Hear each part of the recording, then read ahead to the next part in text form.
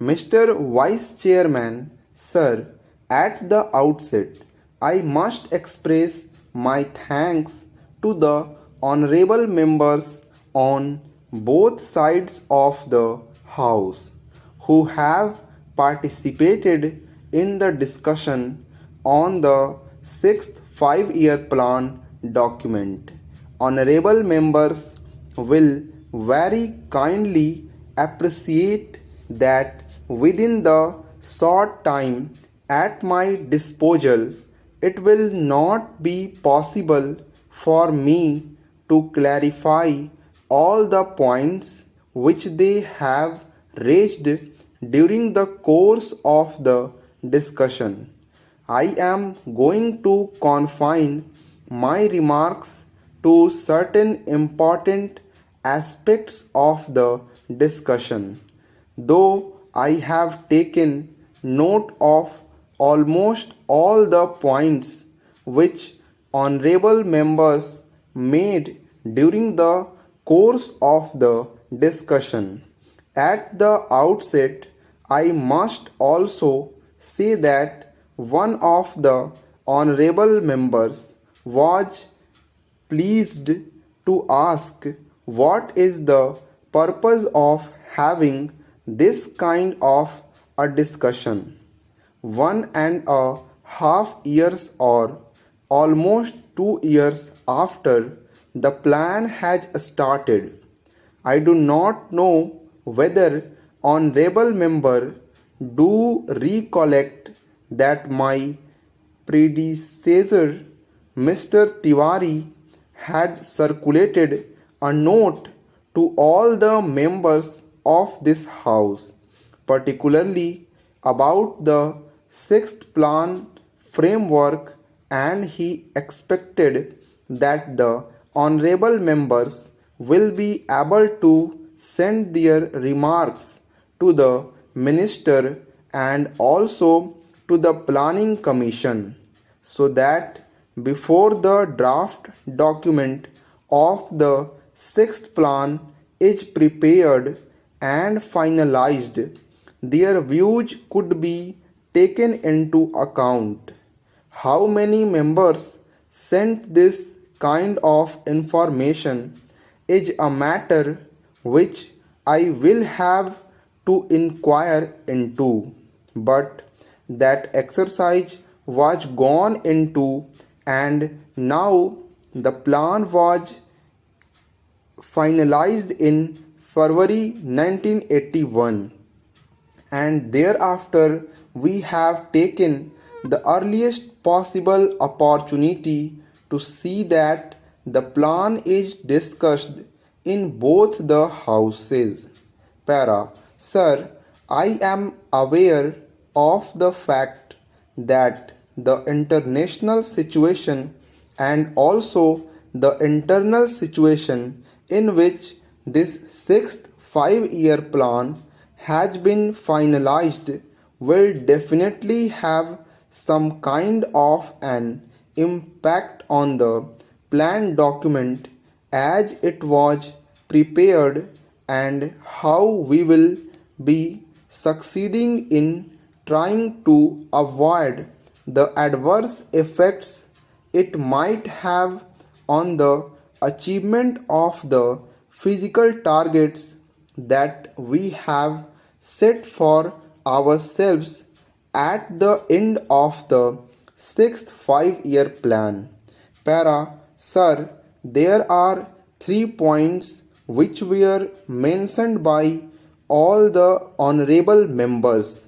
The first was that the plan was prepared with 1979-80 as the base year, and thereafter there has been a price rise of a considerable order.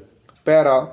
Sir, the first thing which I would like to clarify is about the inflationary trend which has set in.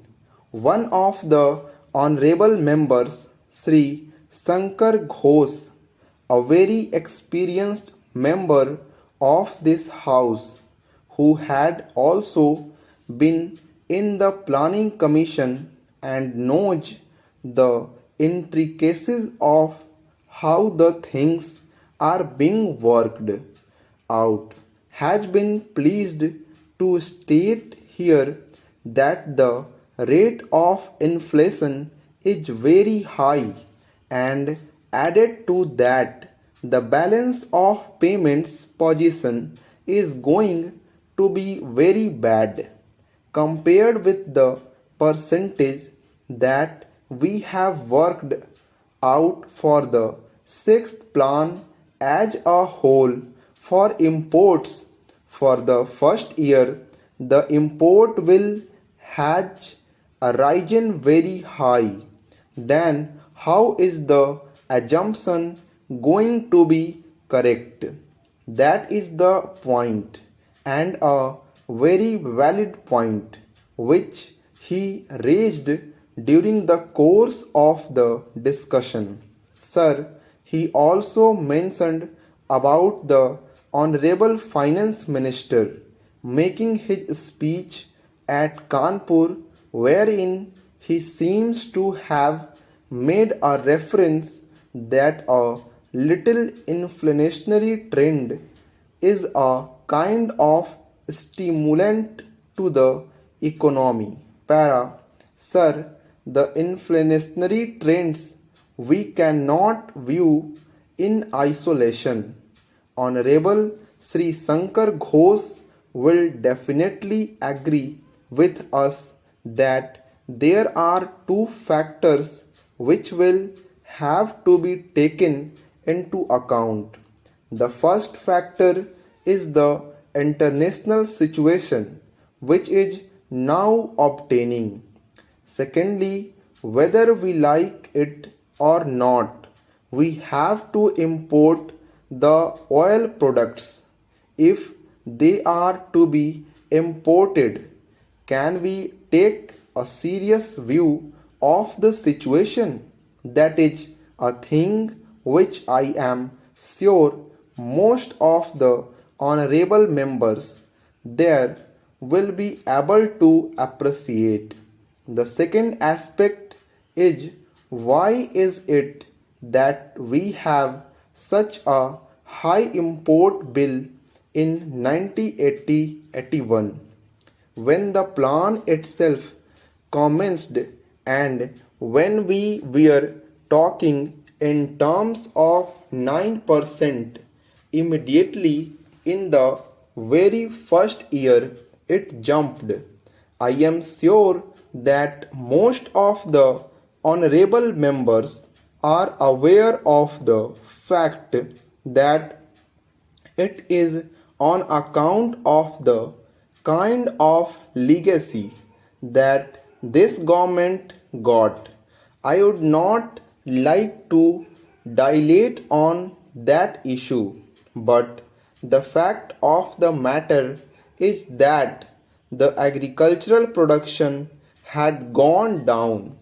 Even in the industrial sector, there was a decline of 1.4%. The coal production had considerably gone down in terms of production, and the electricity generation was at the lowest. If we had to make a beginning, which in fact is within the control of the Government of India, with these infrastructural facilities which will have to be provided both in the agricultural sector and the industrial sector, concerted efforts will have to be made.